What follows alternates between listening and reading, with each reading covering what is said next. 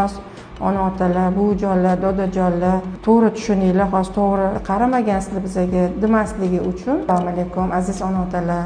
Nevaramiz 5,5 yosh, ko'zi ptoz, rojdyonni ptoz bo'ladi, adada, dodada bor. O'shaning uchun majbur bo'ldim shu yerga kelish uchun, chunki qancha doktorlardan o'tdik, bizga bunaqa rezultat berishmadi, точностьni aytishmadi ham. Borgan joyimizda ayolim turaman degan operatsiyasidan отказ qildi-da, qo'lim bormaydi bolaga deb bizani отказ qilib yubordilar-da operatsiyadan. Keyin ikkilanib qoldik. Shu o'g'lim shu yerda klinikasini maqtovdi o'zi, kichkina o'g'lim. Shunga shu Dilshod akaga boring, Dilshod akaning klinikasi yaxshi, opa ular polni shu to'zni qiladi deganlari uchun, shu navaram qiynalgani uchun keldim, majbur bo'ldim operatsiya qilishga. Shu bolam navaram qiynalmasligi uchun operatsiya qildirdim. Dilshod Hamidullayevichga, shu yerdagi xodimlarga Alloh rozi bo'lsin, hammaligidan men minnatdorman. Shu klinikalariga minnatdorchiligimni bildiraman.